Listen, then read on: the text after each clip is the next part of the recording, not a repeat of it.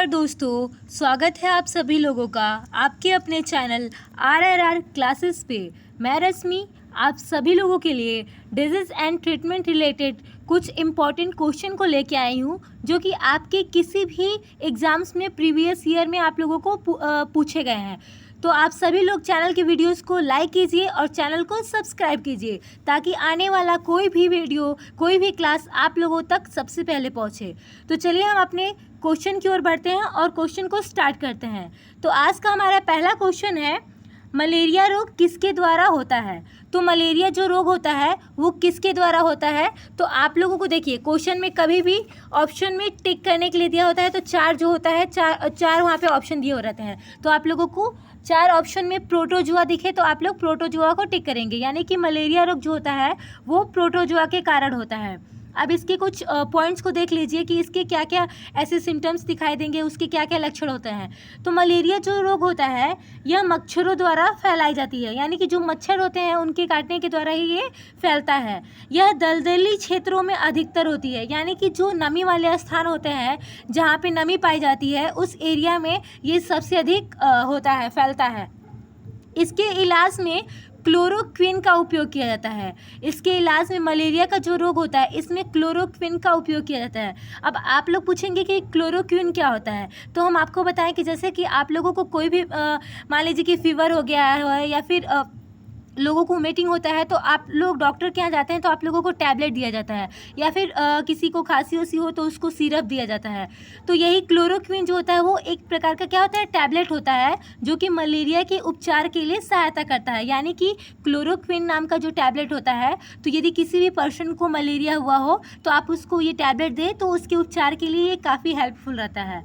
Next question की ओर हम बढ़ते हैं। तो नेक्स्ट क्वेश्चन हमारा क्या है, हाइड्रोफोबिया। हाइड्रोफोबिया किसके द्वारा होता है? तो आप लोग को बताएं कि हाइड्रोफोबिया जो होता है वो वायरस के द्वारा फैलने वाला रोग है। अब इसके आप लोग सिम्टम्स को भी जान लें कि हाइड्रोफोबिया है तो कैसे लोग पहचानेंगे कि हाइड्रोफोबिया हुआ है। तो जैसे कि पर्सन में सिर दर्द होता है, यदि सिर दर्द हो तो सर में दर्द हो, उसके बाद गले की खराबी, यानी कि वो बोले तो उसकी आवाज़ जो है अच्छे से ना निकले, यानी कि वो कुछ कहते हैं ना कि खसापन होता है, यानी कि आवाज़ जो होती है वो बहुत अच्छे से समझ में नहीं आती है। 3-4 दिन तक उस पर्सन को क्या होता है, हल्का हल्का जो होता है फीवर रहता है। तो ये क्या हुआ, आपके हाइड्रोफोबिया के क्या होते हैं, ये लक्षण होते हैं। नेक्स्ट क्वेश्चन है, हिस्टीरिया रोग सामान्यतः किस वर्ग में होता है? तो हिस्टीरिया रोग जो है ये सामान्यतः जितनी भी महिलाएं होती हैं, यानी कि ये महिलाओं में होने वाला रोग है, जो कि जवान महिलाएं हैं या फिर मान लीजिए कि वो क्या बोलते हैं, जवान महिलाओं में होने वाला ये रोग होता है। नेक्स्ट है, डेंगू बुखार में किसकी कमी होती है? तो आप लोग देखे होंगे कि डेंगू जो बुखार होता है, तो पहले इसके हम सिम्टम्स को जान लेते हैं कि इसमें क्या क्या लक्षण दिखाई देते हैं। तो जब डेंगू बुखार होता है तो आप लोग देखे होंगे कि उस समय काफ़ी ठंड लगती है। किसी भी व्यक्ति को यदि डेंगू हुआ हो तो लोग महसूस किए होंगे कि उनको ठंड लगती रहती है। थकान होता है, यानी कि वो कोई कार्य को करना चाहते हैं तो वो कर नहीं पाते हैं, क्योंकि उनको हमेशा से एक रहती है कि नहीं, अंदर से वीकनेस हो रहा है, उनको बुखार रहता है और भूख नहीं लगता है। तो ये क्या होते हैं, जो डेंगू के होते हैं ये लक्षण होते हैं। और डेंगू में किसकी कमी हो जाती है, तो प्लेटलेट्स की, यानी कि जो प्लेटलेट्स है वो हमेशा निरंतर जो होता है वो गिरता जाता है। तो अक्सर क्या होता है, प्लेटलेट्स को बढ़ाने के लिए कीवी को या नारियल का पानी जो होता है वो दिया जाता है। नेक्स्ट है प्लाज्मोडियम। प्लाज्मोडियम जो होता है वो प्लाज्मोडियम परजीवी जो है वाहक है, वो किसका वाहक है, तो मच्छर का वाहक है। नेक्स्ट क्वेश्चन की ओर हम लोग बढ़ते हैं। तो नेक्स्ट क्वेश्चन हमारा है, मलेरिया से प्रभावित होने वाला अंग कौन सा है?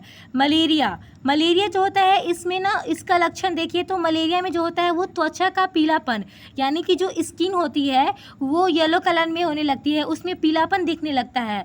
और जो सर में बराबर दर्द होने लगता है, तो इसका ये क्या है, लक्षण दिखता है मलेरिया का। और मलेरिया से प्रभावित होने वाला अंग पूछा गया है, तो इससे प्रभावित होने वाला अंग कौन सा है, तो प्लीहा की तिल्ली, जिसको आप लोग स्प्लीन भी बोलते हैं। तो स्प्लीन को क्या कहते हैं, प्लीहा की तिल्ली। तो मलेरिया से प्रभावित होने वाला अंग कौन सा है, प्लीहा की तिल्ली। नेक्स्ट क्वेश्चन की ओर बढ़ते हैं। तो नेक्स्ट क्वेश्चन है एमआरआई का जो फुल फॉर्म होता है मैग्नेटिक रेजोनेंस इमेजिंग। एमआरआई का फुल फॉर्म होता है magnetic resonance imaging. Next question की ओर हम लोग बढ़ते हैं। तो नेक्स्ट क्वेश्चन है डीटीपी वैक्सीन का प्रयोग किन बीमारियों के लिए किया जाता है, यानी कि जो डीटीपी वैक्सीन होता है इसका प्रयोग किन बीमारियों के लिए किया जाता है।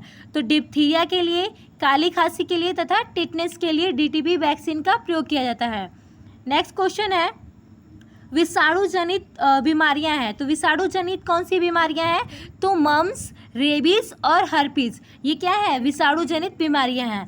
नेक्स्ट क्वेश्चन की ओर बढ़ते हैं। तो नेक्स्ट क्वेश्चन है अल्जाइमर रोग में मानव शरीर का कौन सा अंग प्रभावित होता है। अब यहाँ पे देखिए कि कौन सा रोग पूछा गया है। हमेशा आपके किसी भी एग्जाम्स में आप लोग एग्ज़ाम दी, चाहे एसएससी का हो, यूपीएसआई का हो, यूपी पुलिस का हो या फिर बीपीएससी का होने वाला है, तो जनरल साइंस से जब भी क्वेश्चन पूछा जाता है तो वहाँ पे एक दो क्वेश्चन जो होते हैं वो डिजीज़ एंड ट्रीटमेंट से रिलेटेड पूछे ही जाते हैं। तो यहाँ पे क्वेश्चन दिया है अल्जाइमर रोग। तो आप लोगों को ध्यान से देखना होगा कि अल्जाइमर रोग में मानव शरीर का कौन सा अंग प्रभावित होता है।